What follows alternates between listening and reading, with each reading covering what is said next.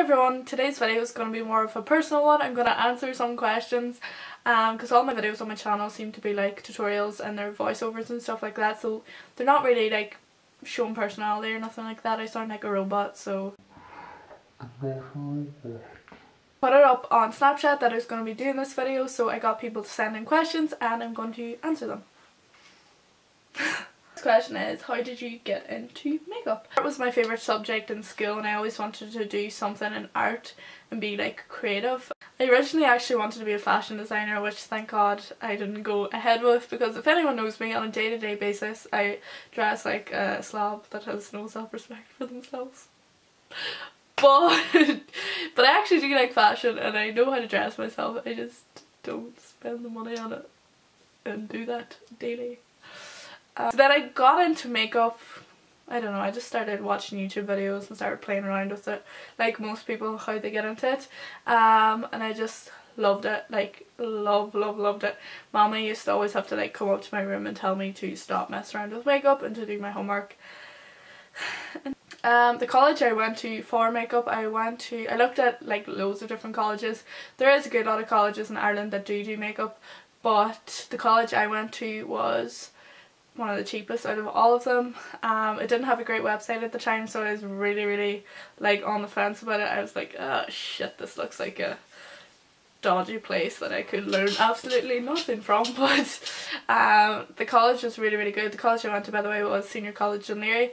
It's now called Blackrock Further Institute of Education or something, I don't know, something like that. I can post it down below anyway, but it's really good. They do a theatrical and media makeup course. I think there's only like 90 places every year, and the course was like around 2000 and something, around that time. But you got like your airbrush gun, like a full kit of makeup, like a makeup train case, all that there. The part was living in Dublin, obviously. Like Dublin's like, I just don't know how people live in Dublin, it's so dear. It's a really good course.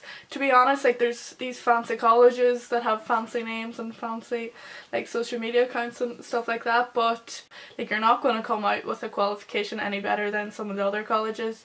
So definitely look into that. Like just because you're paying big money doesn't mean you're going to be better in makeup. You kind of just have to like learn a lot on your own and stuff, so just look into colleges. You probably find even a local college will do the same course that will get you the same qualification, and then it's just practice. To be honest, I learnt most in the last year working with Inglot. Like the trainers and the training you get are like is unreal, and then working with other makeup artists, you're always picking up tips and tricks from everyone else. So yeah, I learnt a lot this last year, like especially like fine details. I never really paid attention to like small details in makeup that I'd be like, oh, just overlook. I'd be like, there's no point in putting effort into that because it has no, like, it's not going to affect the makeup. But if you tweak all the small things, that becomes like the big thing, if that makes sense. That probably does not make sense at all. I worked in hairdressers just at the weekends before that, and I just worked in a shop during the week. I did that for like 3 years before I worked with Inglot. I actually started working in the shop too because I wanted retail experience, because every job in makeup I went for were like, you don't have retail experience, you don't have retail experience, you don't have retail experience. So I was like, oh, I'll just look for a job that just doesn't have anything to do with makeup but is retail experience. Once you have retail experience, it's easy enough to get into a job that is selling. Freelance and stuff like that is really good obviously, but it's just not like a steady wage. So you can make loads of money one week, not that much the next, and it's just up and down. So for me personally, at the moment, it's better to work in retail. It's more of a steady wage than freelance would be.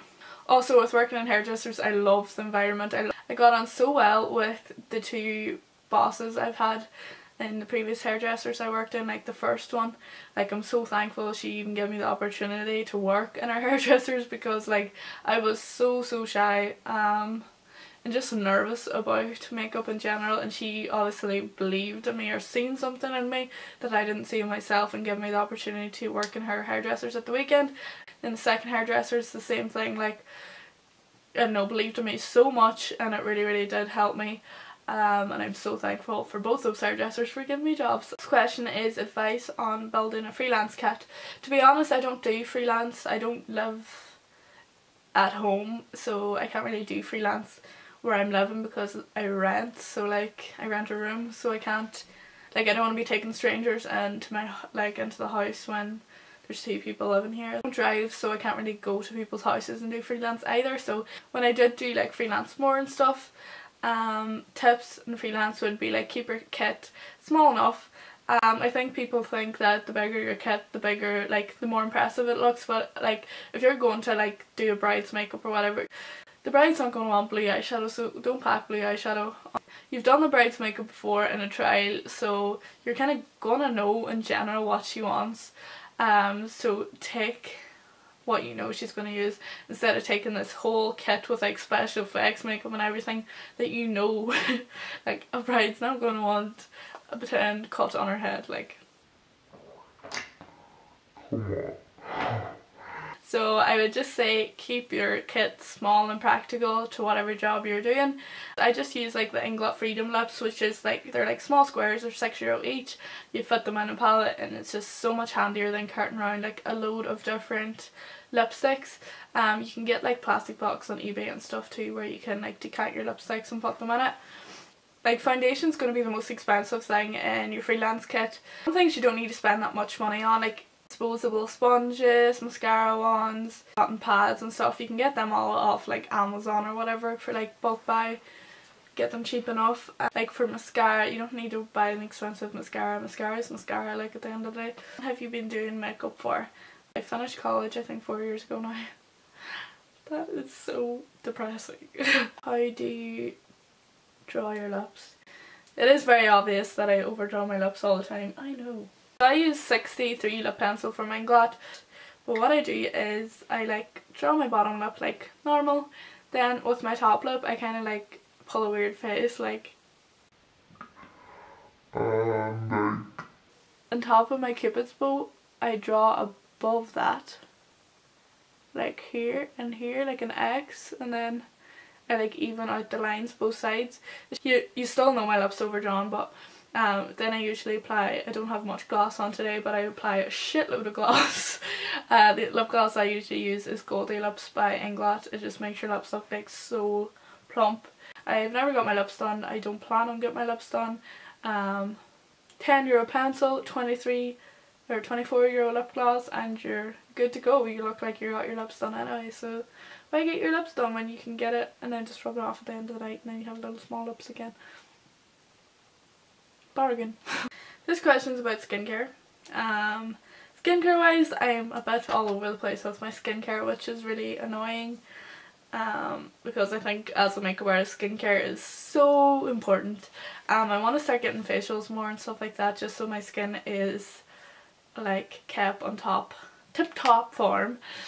L'Oreal cleansing milk that I recently got and I really like it.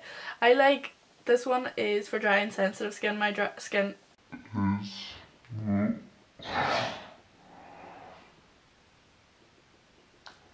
Let's start that again. My skin is dry and sensitive and this has rose in it. I love anything with rose in it. And it's a cleansing milk. I like milk because I don't like milk. I'm lactose intolerant. I don't like milk. I like milk cleansers because I feel like they're more like hydrating on my skin than like micellar water or like anything else. Oils and stuff are nice too, but I think milk's my favourite consistency for a makeup remover. I've been using this recently. I got this in like a gift bag. I'm not like rich and I can like just afford this, but pure hyaluronic serum. Hyaluronic. I don't know if it's pronounced that right, but it's from Pastel and Mortar. And it's just a serum I put on top of my moisturiser, and the moisturiser I use at the moment is an Elemis one. I don't think I would spend that much money on a moisturiser again, just because I don't think it was worth it. You know what actually moisturiser is really good? Amber Release, that's it. It's just like in a tube, a squeezy tube, like loads of makeup artists have that in their kit and stuff. It's just like a standard moisturiser, like it's just basic, it just does the job.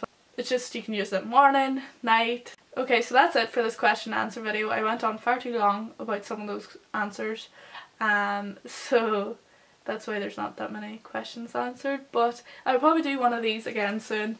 Thanks for watching and I will see you in my next video. Bye!